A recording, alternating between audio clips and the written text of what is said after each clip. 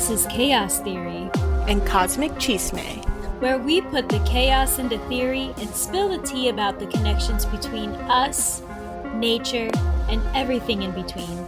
So join us in unraveling the cosmic secrets and coincidences we just couldn't ignore.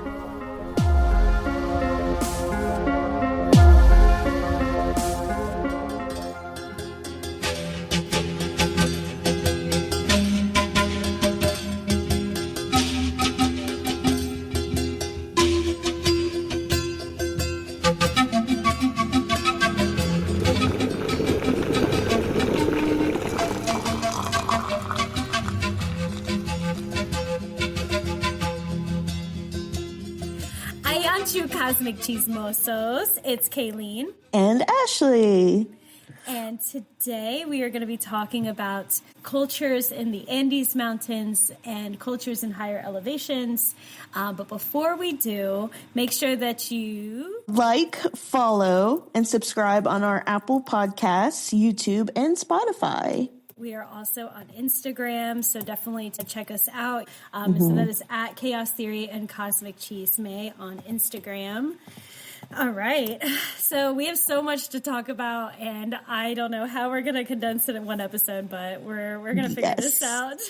And it's a little bit different now. We've talked about different countries, the past seasons and cultures, and it's still kind of in the same arena, but I mean, this is going to get a little bit more interesting. Absolutely. And so many things are happening right on time. I feel like our podcast is really corresponding to what's happening in current affairs as well. We started off this podcast talking about, just jumping to episode 2. We talked about Puerto Rico, Bad Bunny, and now we're almost, I would say, how many months are we out since our first episode or our second episode? 9 months, 10 months? Yeah, 9 months out. Because I want to say our first episode was May, and then second probably was maybe June. I can't imagine any further than that. Yeah, and then here we are recording in February, and Bad Bunny has swept the stage for Grammys. He has, I can't remember how many Grammys he won, but he won Album of the Year. So he is the first Latino to ever win an Album of the Year, and to win an Album of the Year entirely in Spanish. Oh. Wow, that's awesome. Puerto Rico's proud. Heck yes, I know it.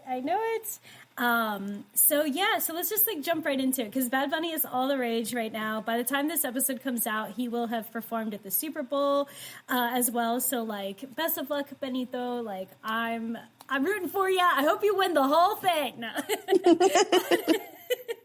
But so this will be so exciting to see. It'll be so exciting to be post Super Bowl. I'm sure he put on a hell of a show. It'll be his second time performing as well, because he did perform with Shakira, and I kind of forgot about that. But so this will be his second time on the big stage. Oh my. And then you've also seen him before he's performing at the Super Bowl, so you breathe the same air. Yeah, I got to get a sneak peek of sort of what his set list might look like. So some of us are starting to make bets of what we think what songs he's going to play, what he's going to perform, what it's going to be like. If he's going to have any featured guests, that'll be fun. Ooh, that's right. Yeah, I do know that Green Day is going to be performing as well. Did you hear about that? Really? That's okay. Yeah. Huh, that's kind of random. Yeah, he is called Billy Joe Armstrong. Is that his name? Yes. Yep. Yeah, he's notoriously called out against ICE and all that stuff. So. Yeah, he's very loud. He's very outspoken. Do we know who's singing the national anthem? Oh, I don't know. Should we look it up? So, yeah. In fact, I don't even know who's playing in the Super Bowl. I don't have very much interest in football, but I am interested in who's performing, you know. Charlie, is it Charlie Puth? Puth? Yeah, Charlie Puth. So that'll be cool. Okay, Bad Bunny obviously is looped in with a lot of controversy because he is Latino. His album and most of his music is all in Spanish. He'll have like a few like English lines here and there. But, you know, people are obviously like upset about it. And then he also spoke out against ICE. He refuses to perform in America except for, of course, the Super Bowl because he was afraid that ICE was going to show up at his shows and start taking people like at his shows. And like, honestly, fair, like, why would you like what an awful situation it would be to be like, you know, you're performing for your people and like your fans and all that stuff. Like it's none of your business as a performer to be like, is someone here, so on and so forth. Yeah, just having that fear alone is not okay. Yeah. And then like how traumatizing to like be like at a place where everybody's like having a good time and like dancing and celebrating this music and everything and celebrating Bad Bunny, to then be afraid like if you're gonna be taken away, you know, like legal or not legal, whatever, what do you do, you know? So honestly, fair. So then that's why I ended up going to Costa Rica to go see him. It's like, don't worry, I'll come to you. Wow, I did not know that he was like, look, I'm not playing in the States. But I guess the Super Bowl is like an exception. Yeah.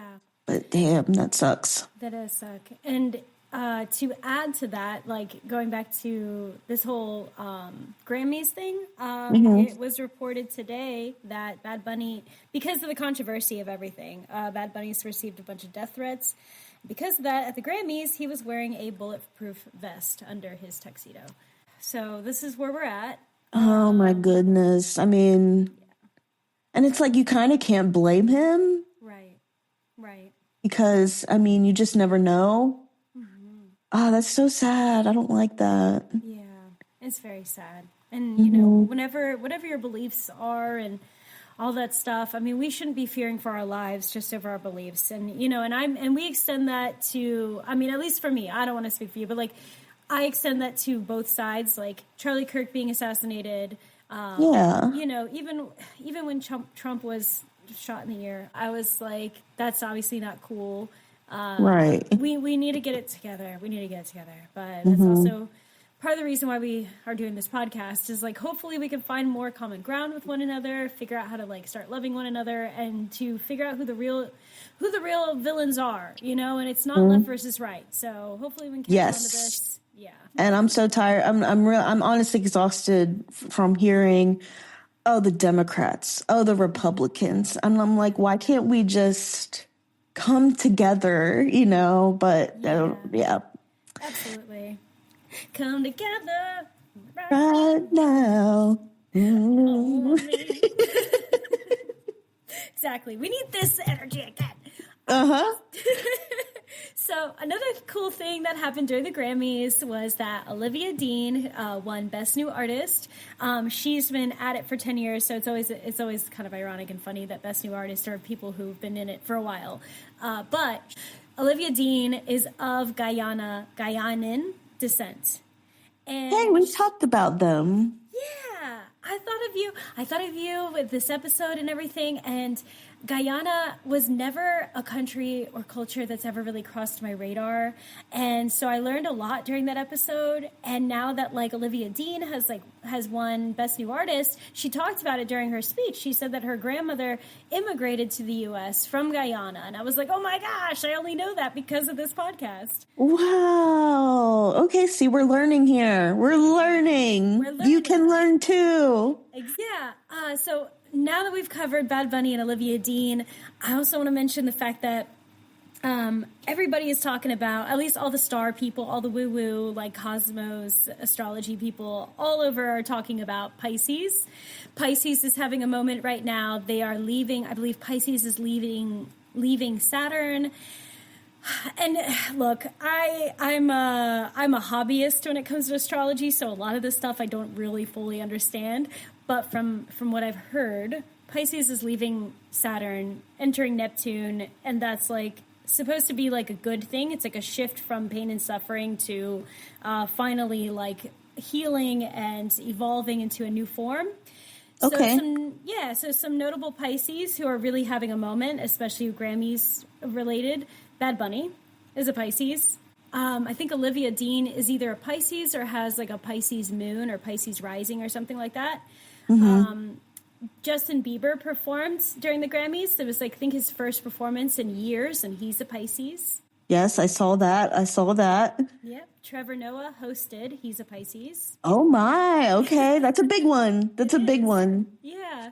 Allegedly, and again, I didn't double check my information, but allegedly Billie Eilish, who also won, I think it was either Best Record. No, it was Song of the Year with Wildflowers, I believe, and she has a Pisces placement. Best Record was won by, it was Luther by Kendrick Lamar and SZA. Both of them have Pisces placements in their top 3. So a lot's happening with the Pisces. So for all those Pisces out there, hang on to your seats and get ready for change because it's your time. So whatever you're involved in, be prepared for creativity, for healing, for moving forward. It seems like it's going to be a good time for Pisces. Another thing that we've talked about that's having a big moment right now, aside from Bad Bunny and Pisces, is the movie Sinners. We covered Sinners in episode 12, I believe, Hoodoo, Haints, and Vampires. Go check that out. Go listen to it, especially because we have time. But Sinners was nominated for the most Oscars in movie history. And we'll be looking forward to and cheering on the Sinners, Ryan Coogler. Oh my gosh. And again, can't remember a single name right now. Who's our love who plays Michael B. Jordan? Wow, I couldn't remember Michael Jordan with a B in the middle of it. It's late, guys. It's really late. It's been a long day. Yes. Michael B. Jordan. Yeah. So we'll be. I mean, just watch it for him. Just watch it to look at him. I don't care.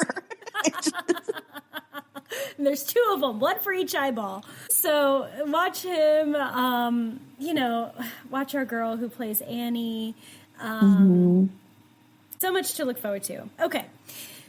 All right. So another thing that's happened in recent events is, and it's funny because before this happened, I had no idea, but I watched the documentary called Free Solo, and we kind of chatted about this off mic. But have you seen Alex Honnold, or have you seen Free Solo at all, or have you just seen the clips of Alex Honnold? I've just seen the clips. It scares me. He doesn't even look not even a little bit scared, but I mean, I'm afraid of heights. I get scared when there's no barrier between me and heights. If there's a barrier, I can definitely handle that. And like plummeting.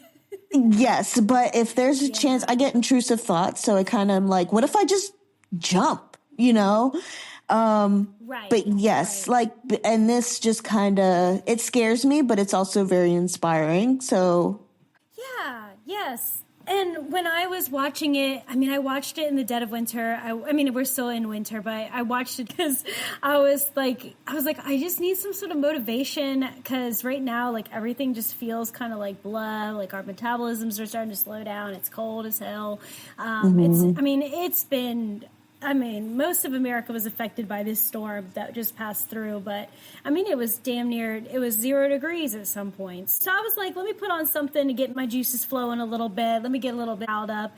And I decided to put on the Free Solo documentary, and I got to see, his whole process. Because I'm like, I need to know about this dude who's like willing to just climb the face of a mountain. He climbs the face of El Capitan in Yellowstone, I believe, or is it Yosemite? I think it's Yosemite. And so free solo climbing is like you don't use any protective gear and you just raw dog that shit. So it's just one wrong step. one wrong thing. Exactly. Well, after the documentary, he became back into the zeitgeist, back into our conversations because he recently climbed the Taipei Tower. I believe that's in Thailand. I could be wrong, but I'm pretty sure that's where it is.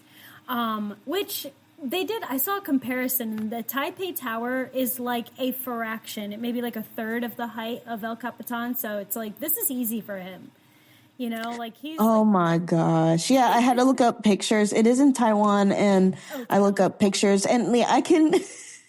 Obviously, if I saw this, I'd be like, there's no way. But I can see how it was like easy for him. Like he's like, whatever. Yeah, if you look it up, there's definitely ledges that you can hang on to. Yeah.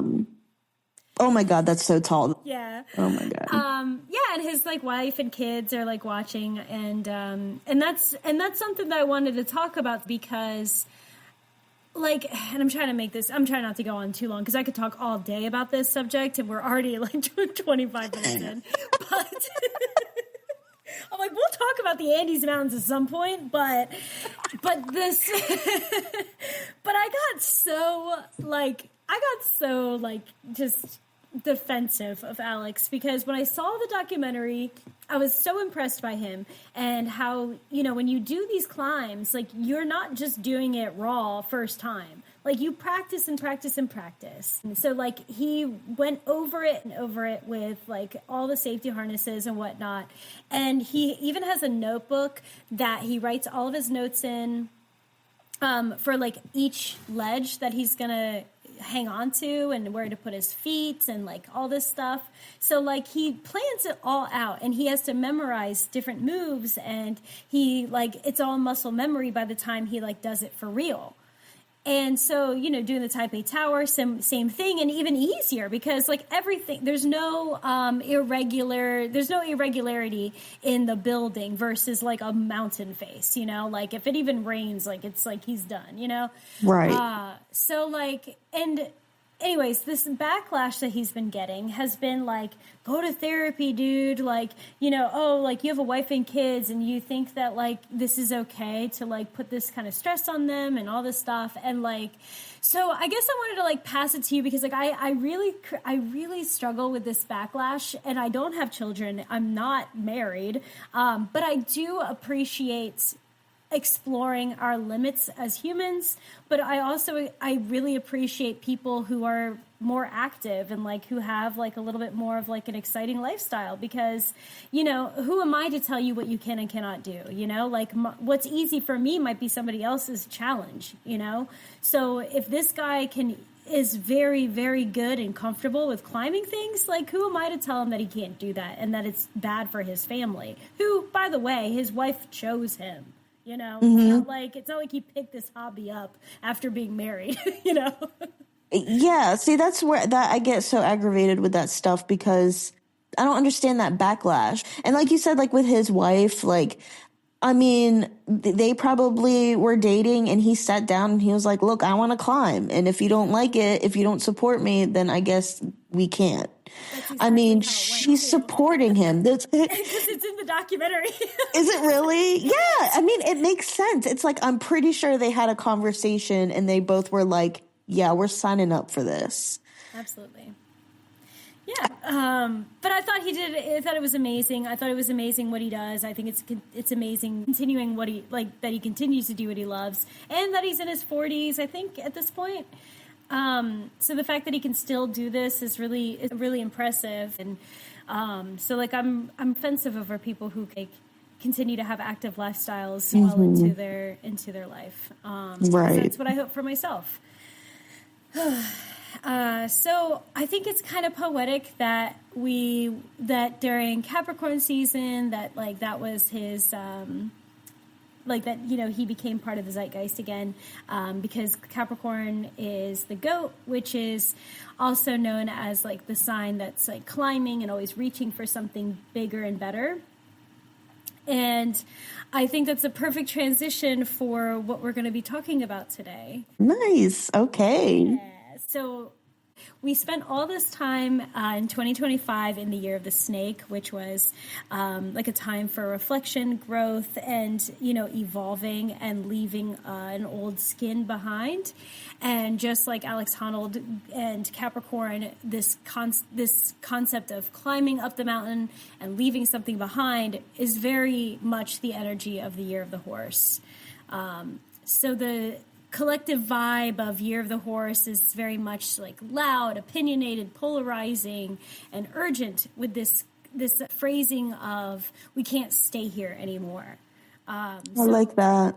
So write in the comments, let us know what is it that you don't want to be here anymore for? Like, what are you leaving behind in 2025? As we enter the Lunar New Year, which is February 17th, because we've got time. We've got time to like get in touch with this energy. Like, what are we leaving behind?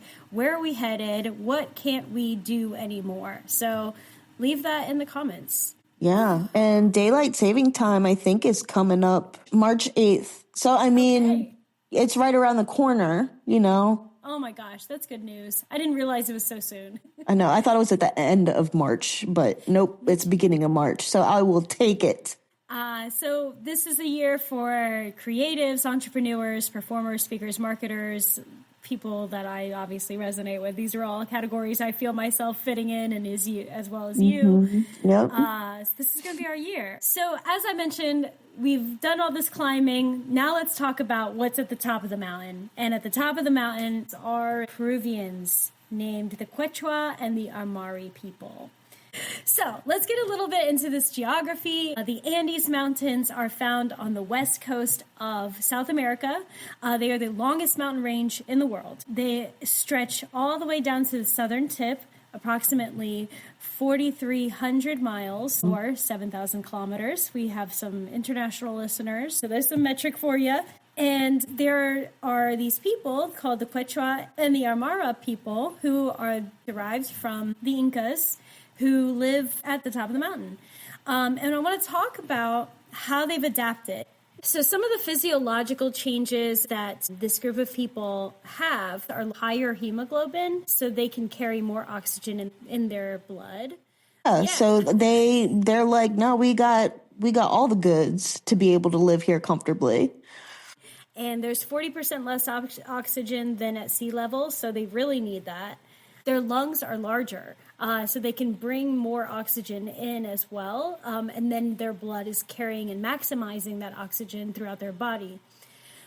Because they have larger lungs, that also makes them have larger chests, so they have large, broad chests to fit these large lungs, which also creates more space for a larger heart. And that larger heart is able to pump more blood throughout their body. Oh my goodness. Okay. So these people are living at about 7,000 feet above sea level. So obviously that oxygen is going to be very limited. I've never been anywhere in high elevation beyond, I guess, like the Appalachian Mountains. And I did I've been to Denver, I've been to Wyoming, and I've been up there in the mountains, whatever, but like I never really noticed elevation sickness. Have you? I don't think, because we recently went to Colorado. I want to say that's probably the highest that I've been. Unless when the Appalachia too, but yeah, I don't think so. I don't know at what point we're supposed to feel it, but yeah. But I've read that it's like a really big deal, and some people like really can't handle like that elevation. I'm kind of curious. Yeah, and to the point where it can actually take your life, like if you're not careful and you're, and you don't realize what's going on. So, which is a little bit alarming because I paid literally no mind when I went out. So, visitors to the city of Cusco in Peru and La Paz in Bolivia. Of course, the Andes do stretch across many different countries in South America, but we are going to be focusing specifically in Peru. But a lot of them are offered coca leaves and infusions like teas and like even just the leaves to chew on, which actually help travelers overcome the malaise of high altitude sickness. Okay, great. Yeah, so they have their natural, I guess, what do you call it? Remedy. Yeah. Yeah. Yeah, and of course it's not actually studied by scientists ever, because that's murky water, especially because coca is the main ingredient in cocaine. Great. Yeah. And God forbid cocaine ever have any good press. So, yeah, that's where things get a little bit murky. So how else do these people survive up in the high mountains in this high elevation? They have to have access to food, water, shelter, all those things. And these people have not only adapted physiologically to the climate, but they have adapted in their agriculture and their economy. So agriculturally, what they've developed was this technique called terracing. Terracing is when they carve out these giant steps in the mountains and they place stone around it to limit water runoff, so that dry, arid climate that's found in those higher elevations, the rain is going to puddle and stay on those steps, So it's like a way to sort of retain the water and keep it from just completely running down the mountain. Yeah. So I think because the Asians, they figured that out too. Yeah, that's right. Rice, rice terraces. Yeah. So that's awesome. Which, oh my gosh, we'll have to talk about that in another episode one day, because I also learned that they incorporate elephants in their rice. That's super cool. Yeah. So, we'll have to talk about that. Okay. And with that terracing method, they are able to grow potatoes, quinoa, and maize, I guess is maize. I don't really know how to say it. Maize. Maize. We'll edit it. We'll take maize. My ass. So they've been able to grow potatoes, quinoa, and maize. They've even developed a preservation technique called chuño, which is like a natural freezing technique. Basically, they stomp on the potatoes and they get all the water out. And I don't know if you all have ever tried to make hash browns from scratch, but there's so much water in potatoes. So Real? Okay. No, I've never tried or even thought about how to make hash browns from scratch, but I didn't realize there's that much water in potatoes. Yeah, when Naomi and I used to live together, we were just making hash browns every day. And so we would take a potato and we'd shred it all up. And at first, the directions that we were following was to soak them in paper towels. But then we were going through half a roll of paper towels to just soak up all the moisture before we cooked it. And eventually Naomi and I were we're not rich enough to be burning through these paper towels. Yeah. Yeah. I'm we work at a restaurant. So what we ended up doing, and I'll never forget this, it was so funny. Naomi's I'm just going to squeeze it. And so we just were had hands full of potato pieces, just squeezing the hell out of this potato. I mean, times are tough. Paper towels are expensive. They are. And we're what's the quickest, easiest way? Just wring it out, wringing out these potatoes like a washcloth. So no different than what the Peruvians did. They would get all the moisture out, and then they would sun dry the potatoes and then freeze them, which helped. Then they could rehydrate later when ready for consumption. But that was one of the ways that they'd be able to year round keep food storage. They also are very in tune to crop diversity, so they grow a number of different varieties of potatoes, the maize, the quinoa, beans, and other crops. And to ensure that food security, they also have very complex irrigation systems in addition to their terracing techniques. So they're able to control flooding and droughts and all that stuff. So it's super interesting. They've really figured this out. They're really we're working with the land. This is a, a harmonious relationship. Yes. Yep. An icon of the Andes is going to be your alpacas, llamas, and this other small. Of course. Yep. When you think of yeah. When you think of Machu Picchu and all that stuff, you're oh yeah, there's always llamas around. Mm-hmm. Yeah, and those llamas and alpacas have become a big part of the culture. There also is another smaller animal called a vicuña, which I'm going to look up right now because I just need to know what this looks like. What is a vicuña? A vicuña, and it's VACUNA. Okay, maybe I spelled it wrong. Vicuna. Vicuña. Yeah. There you go. Still It's llama-like. Yeah. It's like a llama. So all these alpacas, llamas, vicuñas, they're all pretty similar. They use the llamas for transport, alpacas for their fleece, and they also use their waste for fertilization of the land. So they'll use that for fertilizer. No waste. No waste. Everything is used. I wonder if they have big lungs. Oh, yeah, like the alpacas and all that. Yeah, that's a good question. I wonder how they... I wonder if their bodies adapt to, just like humans do. I mean, I can't see why not, but... Yeah. Similar to, like, mountain goats and things like that. Like Exactly, yeah, because it's just like I feel like they adapt faster than humans. We take forever. Yeah, that's a good point. So they also eat these animals, which I find surprising. But then I'm like, well, I guess it makes sense. It's not like they have, and I don't know why my stupid American brain is like, but they have cows though. It's like, no. Everybody has cows. Yeah. And you're making my point too by being like, they obviously, if you have to have an animal that's adapted to that climate, then I can't just bring a cow up there. It'd probably explode.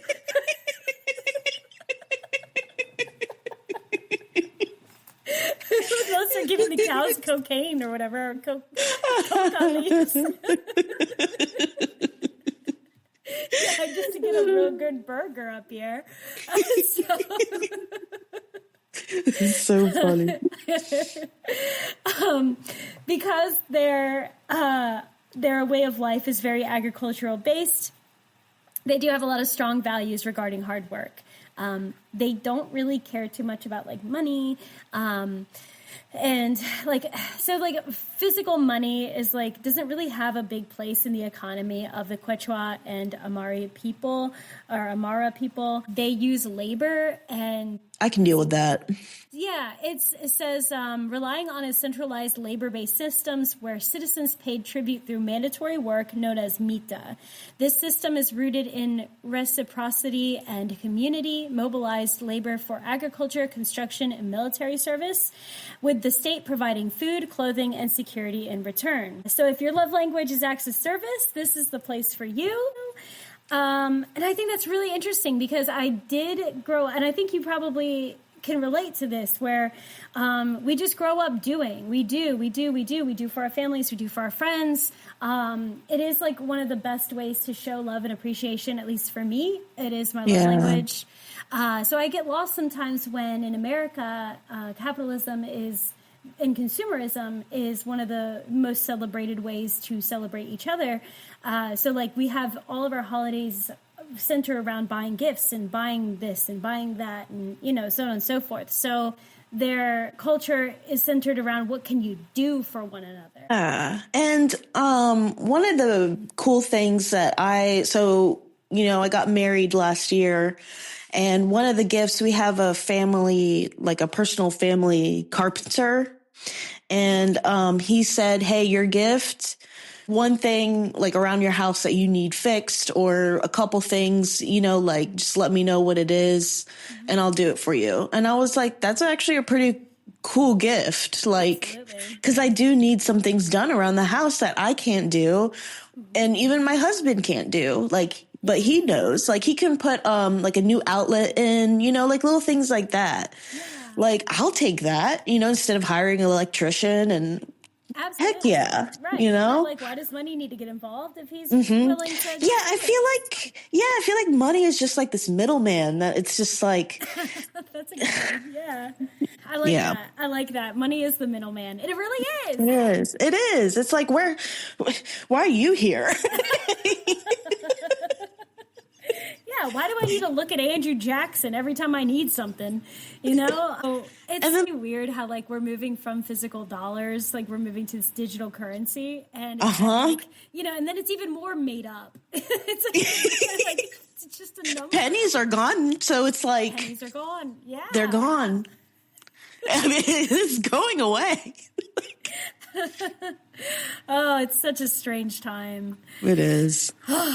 Okay, so let's try to make sense of some of the spirituality and mythology. I'm going to try to condense it into the remaining.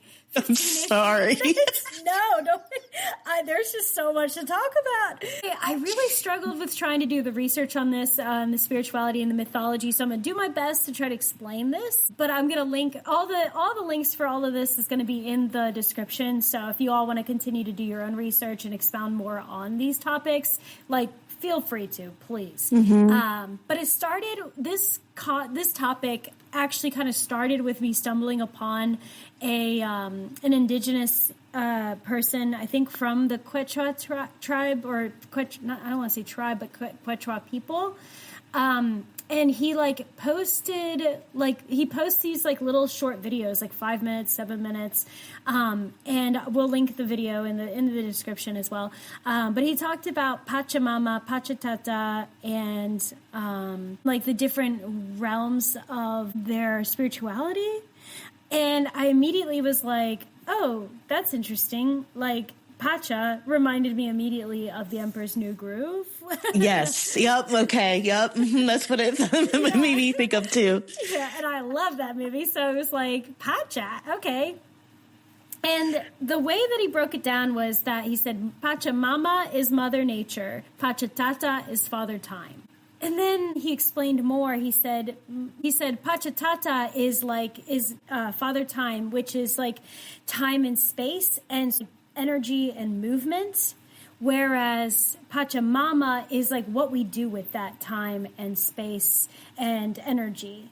So it's sort of how do you make the most of what you're given and what you can, I guess the labor aspect of their culture and economy is the Pachatata, and then the crops that they grow from that labor is Pachamama.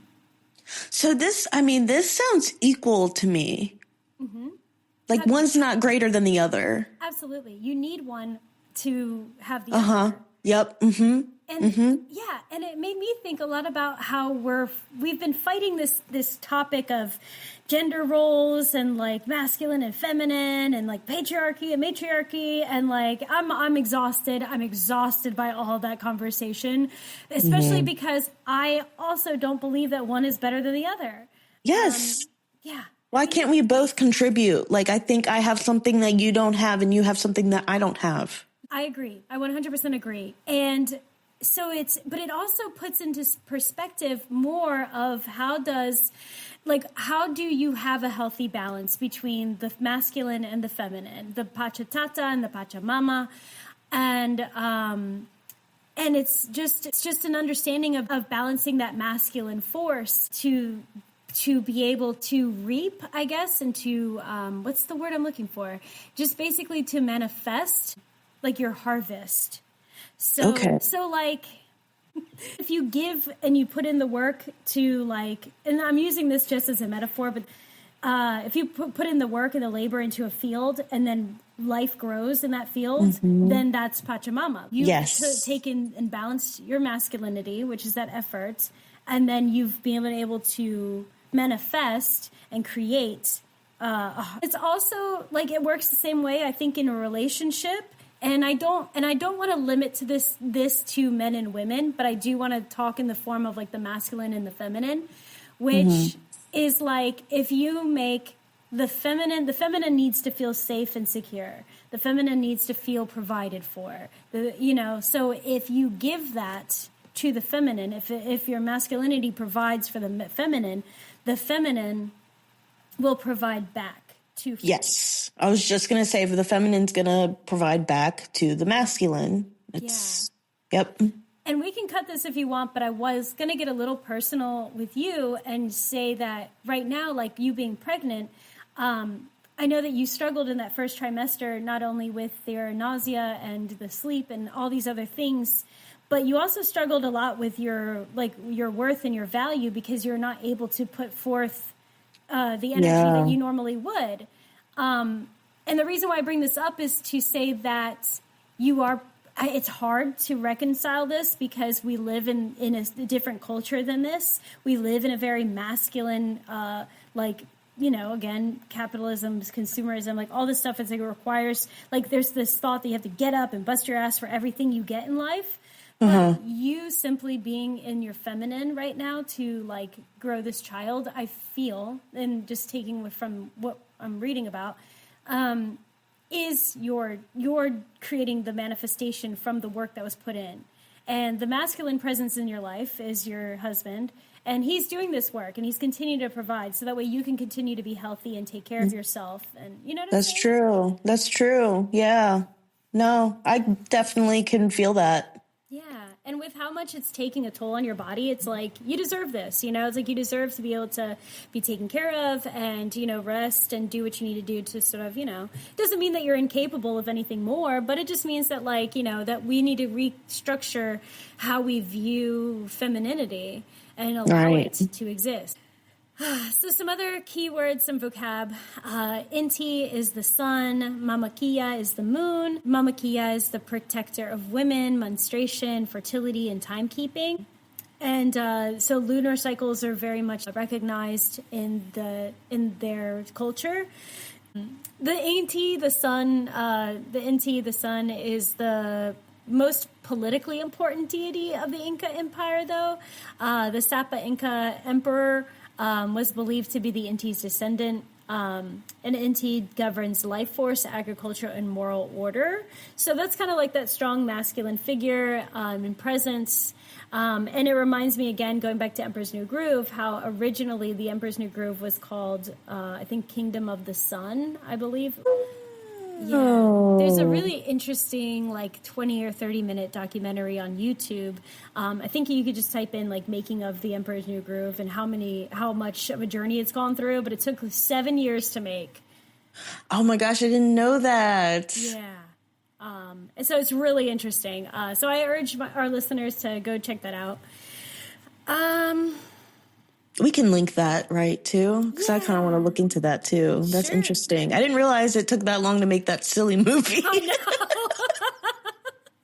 Absolutely. But it's so good. Like, it's so good. It's so worth it. And what I heard was that, like, Eartha Kitt had signed up for it, like, at the beginning. And so did Sting. And that's what...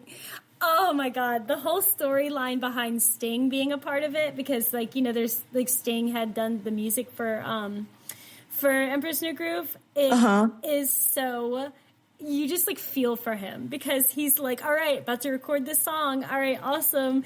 And then they're like, hey, actually we have to push production back for another like 3 years. And he's like, what? And I think he wrote like several songs for this movie because it kept changing. And he was like, I swear to God. That's commitment right there. Exactly. So a little bit about like more of their spirituality and how they view everything. They believe that time is cyclical. It's not linear. And they don't really have, yes. And I love this thought process so much because it makes so much sense, especially during a time when we love to talk about like alternate universes and like just how we interact with like the living versus the dead, the past, the present, the future, like all that stuff. They believe that there are 3 different realms in this world, and there's the Hanan Pacha, which is the upper world. There's the Ke Pacha, which is like this world. And then there's the Uku Pacha, which is like the inner or the underworld. Okay. Yeah. And not to be confused with like heaven, earth, and hell, as much as that like seems like it would be how we view this. It's more of like looking at like the infinity symbol on its side. And where the 2 points cross in the middle is the Ke Pacha, whereas like the Hanan Pacha is going to be one end of it, and then the other end is the Uku Pacha. And so what I think is interesting about the Uku Pacha, which I said was more of the inner and the underworld, is that it's more of like the ancestors, the death and the rebirth. And I think it's cool too that it says the womb of the earth, which we talked about in the caves episode. Oh, Yeah, so that's kind of more of like the world and like the there's like an afterlife element to it, but I think it also has to do with like, again, like what do we manifest and what do we harvest from our actions. And they use the snake as the symbol to describe that. And with us leaving the year of the snake, I'm just like, oh, look at all this. It's like all coming together. God. Right? That's a great symbol. Yeah. And let's like reclaim the snake, because I'm tired of people being like the snake is that, is evil and all this stuff. Yeah. Yeah. Okay, so it says the Ukupacha is not evil, it's gestational, it's where things decompose so they can be reborn. That's beautiful. I think so too. So the Andean people see time as a spiral shape. The past is in front of you because it is known, whereas the future is behind you because it's unseen. Okay, so it's not like, oh, the future is ahead of you. It's actually behind you. So you can't, it's unseen. You can't see it because it's right behind you and then in front. Okay, so it's just, it is backwards, but it also makes more sense to me. To continue with this description, it says that ancestors are present. They're not gone, which I think that all makes us feel good about looking at things that way, and I believe in that as well. History repeats in patterns, so I think it's interesting because we are in a place politically where there's a lot of talk about history repeating itself. So thinking of that past, that history being something that's in front of us, as something we've seen before, I think is very intellectual. I think it's a very insightful way to view it. And it's the only way that we can prevent history from repeating itself. Right. And then it says that they say that healing involves restoring balance, not fixing something that's broken. So restoring balance and not fixing something that's broken. That's a different way to see it. Absolutely. And I'm still mulling over, what does that mean, So they say that ethically they choose balance over perfection. So instead of commandments, there are guiding principles like the aini, which is about reciprocity, which is like do for me, I do for you, that kind of thing. We talked about with the labor and acts of service. The yanantin, which is sacred duality, which is having that light and dark, masculine, feminine, yin and yang. I love that. Me too. I love that. Yeah. And the Ayu, which is community over individualism. So, I love that. Yeah. I guess we're moving to Peru because it does. It makes more sense. It makes more sense to like keep this balance in check because if everything is always about you, it'll be a never-ending pit. It's like a never-ending void that can never be filled or satisfied. And that's why I think there's like more emotional and mental balance when you're looking at the importance of community over individualism. Yeah. Yes. It's just a way for us to get our own heads out of our butts, Yeah, there's a lot of teamwork in here because that seems to not be a thing anymore. I like that. I like that there's the individualism, community over individualism. Mm-hmm. And this balance of light and dark, masculine, feminine, and the conversation around balance over fixing something that's not like, what is it? What was it again? Healing and restoring balance. Right. Not fixing something broken. Yeah, that's something to sit on. Like I see what it's trying to say, but I also am like, there's something deeper to that I want to see. Mm-hmm. And because like we're at a time where we're trying so hard to like be like, I'm right, you're wrong. There's a lot of like blaming for everything that's going on right now. And it's tough is there's no simple answers. And if we maybe if we focused more on a balance and not just like fixing everything all the time, maybe that is the key. Yeah. So it wouldn't be a Chaos Theory Cosmic Chisme episode if we didn't talk a bit about the Roman Catholic influence in these regions. And, I grew up Catholic. I think you did too. Would that be fair? I did. Yes, but very lightly. Yeah. We had Catholicism light growing up and diet Catholicism.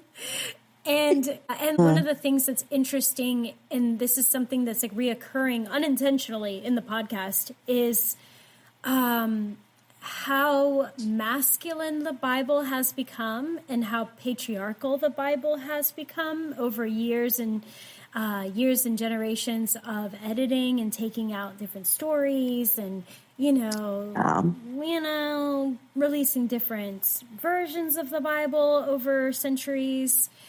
And it kind of takes away from this connection that, like, these cultures that have had this Christian influence, they already had this sort of balance of masculine and feminine. And then you come through with this, like, new wave, this more hardcore wave of how things need to be done. I'm not saying Christianity is bad, but I am saying that there is what seems to be an imbalance of where does femininity fit into all of this? Absolutely. Yeah. And I also, I'm not saying Christianity is bad. But I mean, I'm just seeing a lot of similarities between religion and politics and stuff like that. Yeah. Just with that imbalance. Mm-hmm. And the sacred duality. Mm-hmm. Unitin, lack thereof. This reminds me a lot of the Irish episode the Ireland episode 4, where when the Christian influence came in through Ireland, they tried to like take away their Celtic roots, and their Celtic beliefs was also very connected to the land, where they were, they believed in the Fae and they believed in like the spirits of the trees, and they had that connection with nature, but they still kept it. There's a lot of these cultures we talk about how they'll go to church on Sunday, but then afterwards they'll go to the forest and they'll give offerings to the Fae. Or just like our Marie Laveau, she'll go to church every day, but she also still practices like, hoodoo and voodoo and like herbalism. So yeah, there's Catholicism. There's some Catholic influences with hoodoo, voodoo. And it seems like that's the missing link that's like keeping this, that's just keeping things at odds with each other, where we're not allowing the femininity, because like we mentioned in, I think, episode 13, when we talked about the witches, it was just that if you spoke on herbalism and how we connect to the earth and aligning with the moon and all that stuff, like they took all that and then they just turned it into, oh, you're a witch, or you're worshiping the devil, or you're evil. Mm-hmm. And it's really hard to separate. I'm trying to find the balance of how do we acknowledge the earth, that is something that God created, in this context, like something that God created. How do we show respect for the earth in a way that, also keep in mind the balancing of like what's in the Bible, and I'm not an expert on the Bible and all that as well, but it just seems like there's like a strong patriarchal force through the Bible about, like kind of like when I mentioned the sun god being the most politically important deity. So like, the sun god, like, there's this monotheological like theme of just like it governs the life force. Agriculture and moral order is like what they talked about, the inti. So moral order and that masculine presence and like that energy, like there needs to be acknowledgement of the fruit of all of that, Yeah. Because you can't just have just the masculine, Right. For some reason, the story that I'm thinking of from the Bible is remember the Cain and Abel, Adam and Eve's sons, how one of them provided vegetables and then the other one provided like sheep and stuff. And then God was just like, yo, fuck your vegetables.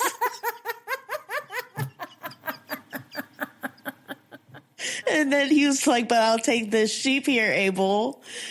Ooh. I don't know why I don't know why that brought. Honestly, I wish I knew more so I could comment more, but that's hilarious. I just remember because I read these, like, you know, it was in my kid Bible too, like it was children's Bible.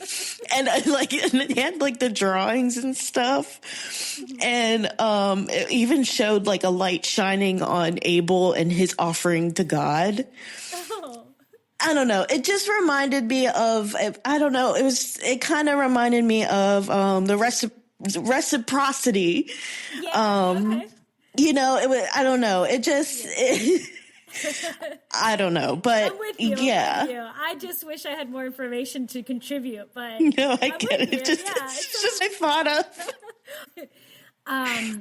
So last thing I want to talk about to kind of wrap up all of this. When I initially had started my research, it was early January, and I had stumbled across this festival that they do, that they celebrate every year, which is going to be on the third. Well, it's on every third Thursday in January. Okay. And so they just had their festival January 15th, and it's called the Fiesta de la Santa Tierra, which means the Festival of Holy Earth. It's a festival that takes place on a lake located in the Andes called Lake Titicaca. Pause for laughter. Hey. Yep. Lake Titicaca. We've all heard of it. We've all laughed at it. Yes, I know. In geography class, it's like, okay, let it out. Just Titicaca. Yep. Titicaca. There's another one too that we laughed at, but I can't remember what the name. But yeah, it's just like, okay, Forget Vietnam or something. get something like, yeah. Thailand. I can't remember. So on the lake is an island called Amantani. Djibouti. Djibouti. That's right.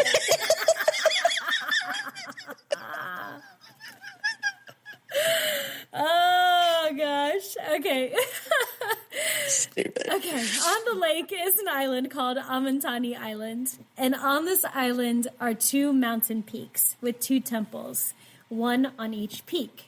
Pachamama and Pachatata, like we talked about, which did remind me about how in Emperor's New Groove, how Cusco had like Cuscotopia on one mountaintop, and then the next mountaintop. Oh my gosh. I gotta watch that movie again because that's a throwback already by now. Oh. Good. This is the only day that the temples at the top of the peaks are open, and the rest of the year it's closed to the public. Something that you can do in the off season is you can take a walk to the top and circle Pachamama 3 times for a wish and get a glimpse of the sun going down across the waters of Lake Titicaca to celebrate Mother Earth and all that stuff. So there's like cool things you can do like that. But Oh, that's beautiful. I know. I was like, I kind of want to do that. Yeah. But during the festival, the population splits into 2. So half goes to the temple of Pachamama, and the other half of the temple goes to Pachatata. This is to symbolize the islanders' ancient dualistic belief system of the masculine and the feminine. So a representative of each group will race to the point between the 2. And according to tradition, a victory for Pachamama means a bountiful harvest for the coming season. Oh, that's really nice. So, what did you think about all of this? That's heavy. This is a lot. I mean, it was in a good way. Lake Titicaca is it's between Peru and Bolivia. Just because I'm like, man, I'm ready to go to Peru now. And I've always wanted to go to Peru because I've always been fascinated with like the Incan Empire and like Machu Picchu, like. But no, this brings like a much bigger appreciation for their beliefs and their culture and stuff. That's awesome. Yeah, I agree. I honestly never had too much of a inclination to explore Peru too much. I had originally got my passport to go visit Naomi when she did Peace Corps down there. But, which is like, now I'm like really like kicking myself being like, dang, I wish I could have gone, but there was a mudslide. That's right. There was like a natural disaster and yeah, it's kind of hard to work around that, but right. But I agree. I would love to go. Maybe someday we can go together and do Machu Picchu or something. That'd be cool. And I want to look into how the hike is, how the going up there, yeah, going up to Machu Picchu, you mean? Mm-hmm. Yeah. Yeah, I think it's so. I think it'd be so beautiful. But now I'm starting to think. I'm like, so are we gonna do the coca tea or are we gonna do the coca leaves? Oh yeah. I'm gonna need to bring my nebulizer.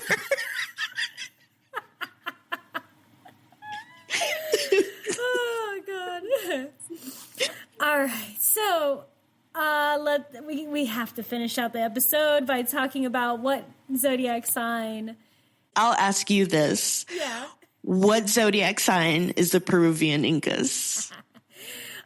So initially I wanted to just and I'm going to say it. I'm going to say that Capricorn was my initial claim.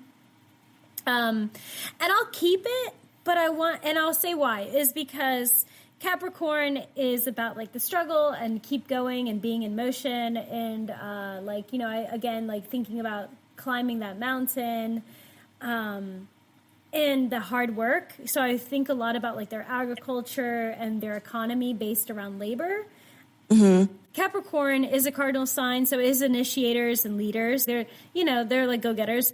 They're ambitious, disciplined, practical, and hardworking, and they're driven by that strong work ethic. So I believe that economy-wise, they do really remind me of a Capricorn. They're loyal, sensitive, and it's an earth sign, so it kind of makes sense with everything. But I do feel like there is a flair of Libra in there with this constant needing to find balance. Okay. So I thought, so I think we're going to be the sun sign of the Peruvian Incas are the Capricorns, but its moon sign is in Libra. I don't know, but I mean, maybe it's maybe it's where is it? The Pachamama might be the Libra. Ooh. And then Pachatata could be the Capricorn. I like that. Mm-hmm. Yeah.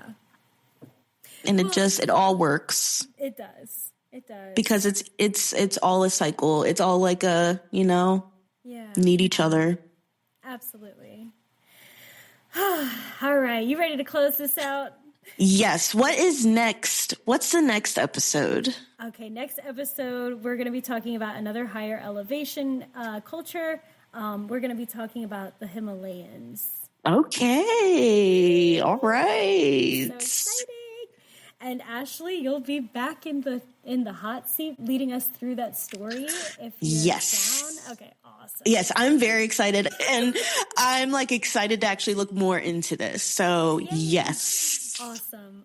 So this will be one of the 3 that we're going to do a higher elevation series. So we're bringing the series back. We're so excited. And just stay tuned. And like always, keep gossiping.